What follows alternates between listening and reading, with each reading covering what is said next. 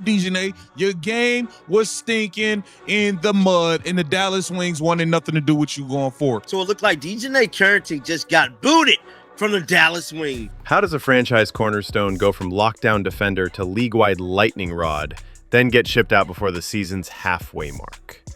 Tonight we're unpacking the rapid-fire downfall of DiJonai Carrington, the all-energy wing whose physical style finally crossed one line too many for the Dallas Wings.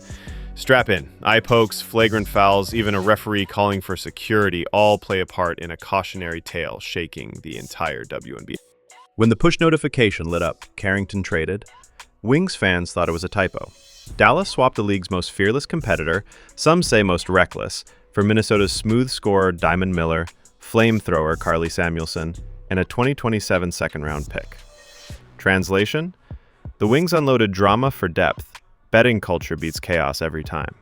But to understand why the front office pulled the eject handle, we need to rewind through a trail of escalating incidents no PR team could spin. Now, DiJonai Carrington couldn't keep her hands clean either. Would stand out of headlines on the internet. She was always in headlines, punching players in the eye. And then we have to remember, she nearly injured Paige. Like, everybody forgot about that. Y'all remember when she nearly injured Paige, nearly took her whole knee out? Like, we got to remember all of those things transpired during this basketball season, man.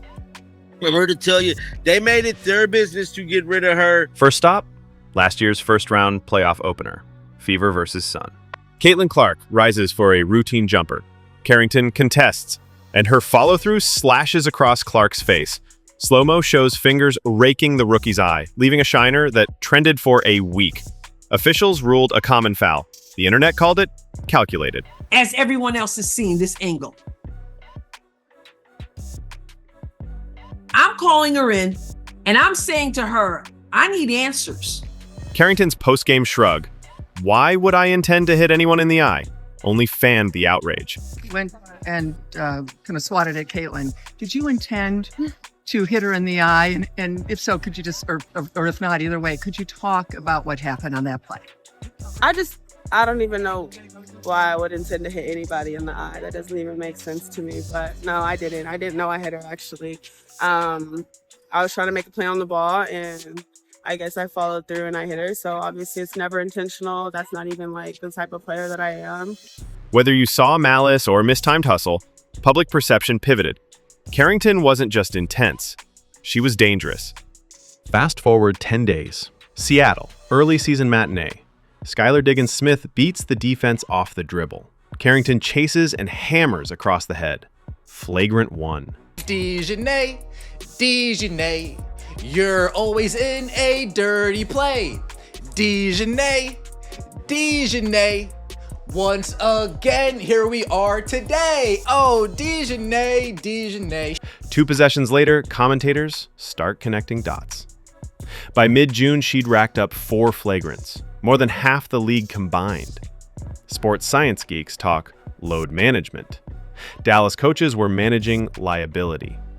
Each whistle chipped at trust inside the locker room and across broadcast partners, eager to market star power, not bruised orbital bones. Oh, and there's Skylar on the floor. At first glance, this might not look too bad. But when we get some different angles of it, you just see how this is clearly, definitely, 100% not a basketball play. Let's take a look. Follow through or we got DiJonai. Signals for the officials that this will likely get upgraded. DiJonai, did you forget what sport you're playing? You know this is basketball, right? Add 2 more examples. Against Phoenix, she clobbered Brittany Griner's arms so hard the sound picked up on courtside mics like a gunshot. Trainers checked for fractures. Versus Las Vegas, she took a swipe at Aja Wilson that caught nothing but ponytail, yet officials still hit her with a tech because of reputation alone. We're not talking rookie mistakes. We're talking a trend line arcing straight toward ejection territory. Then came the Minnesota game that will live in Wings infamy. Jessica Shepard elevates, Carrington launches, contact, crash, Paige Beckers, her own teammate, buckles beneath the aftermath. Trainers swarm. Twitter melts down. Within minutes, protect page trends beside suspend Carrington. She basically reached around Shepard's body, but the fact that she went for the basketball and for the block really Basketball is, play. yeah, it is. And she ends up getting Shepard in the face, the nose. I don't know which takes precedent. Oh, see, it's the hit the ball and then it's the pull back. They're showing it on the Jumbotron at a different angle that sort of looked like, watch after Carrington goes for the block, watch her pull back right here. And that's the part that I don't know if you separate that. Dallas veterans who normally preach family suddenly looked like they'd rather run a quiet set without their wild card sister on the floor. Behind closed doors, sources say Beckers confronted Carrington in the tunnel. "If you're going to take swings, leave me out of the collateral." The locker room got icy fast. Let's watch it, and this will give us a couple of different angles. Directions of games. There's your tip. Diggins, who's still fast, gets down the floor, buries it, draws the foul, but is shaken up. DiJonai Carrington is clearly a dirty player. There's no ifs, ands, or buts about it. And if Chin, what do you have going on in that mind of yours? Are you okay? But the tipping point wasn't a foul. It was a post-game conversation with referee Roy Gobain after a chippy loss to Chicago. Voices rose, body language stiffened, and Gobain, an official with 15 years of conflict resolution reps, motioned for arena security. No ejection, no fine, just the surreal image of yellow jackets flanking a 6-foot guard while fans filed out. Yeah, you see this guy right here? Right in this Gentero area? You see this guy? The ref asked this dude to step out here. All right? Now, Cheryl Swoops wants this referee fired. She wants him fired. Look, he felt something. He felt something was amiss. Of course, Cheryl Swoops is defending DiJonai Carrington. On social, Carrington called it a civil discussion. The league office called Dallas. In one viral moment, the Wings' headache became a full-blown migraine. The referee had to call security on DiJonai Carrington. I can't say I'm surprised. I mean, hell, who wants to catch a stray eye gouge, a scoopage of the eyeball out, watching your eyeball roll across the floor because somebody's mad at one of your calls? Franchises weigh talent against tolerance. Carrington's defensive rating? Elite. Her off-ball cuts? Tailor-made for Coach Latricia Trammell's motion sets. But sponsors don't love headlines about black eyes and security details. Younger teammates whispered about practice intensity crossing lines. Front office calculators clicked. If contention equals chemistry plus health, subtraction felt inevitable. It said breaking, Dallas Wings DiJonai Carrington has been traded to the Minnesota Lynx in exchange for Diamond Miller, Carly Samuelson, and Minnesota 2027 second-round pick. The team sources has confirmed that. Still, the decision wasn't overnight. GM Greg Bibbs and owner Bill Cameron held 3 emergency meetings.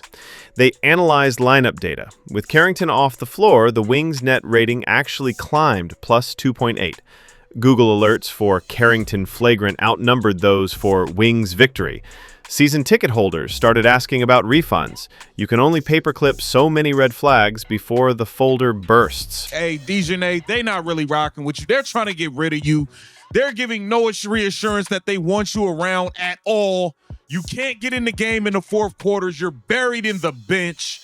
You've been awful this season. It looks like you've forgotten how to play basketball completely. So why would the Lynx, already 24-5 and stalking New York, import volatility? 2 words: Cheryl Reeve. The 4-time champion coach believes in reclamation projects. Sylvia Fowles, Odyssey Sims, even a late career Angel McCautry. Insiders say Reeve told ownership, "Give me 6 weeks. I'll give you an all-defensive wing." Strategically, it makes sense. Minnesota leads the league in offense, but slots just 5th in defensive efficiency. Carrington, when focused, can shadow 1 through 3, switch on to 4s, and spark transition buckets. If she buys in, the Lynx sport a shutdown trio with Nafisa Collier and Dorka Juhas. If she reverts, they sacrificed a depth shooter on crutches and a future second rounder. Title windows reward boldness. Still, every eye, pun unintended, is watching. Listen, DiJonai, I told you last time. I'm going to tell you again. You better bring your game to Minnesota or next season you might not even be here. You might not even be here next year. You might be playing on a minimum next year to be in this league. Straight up.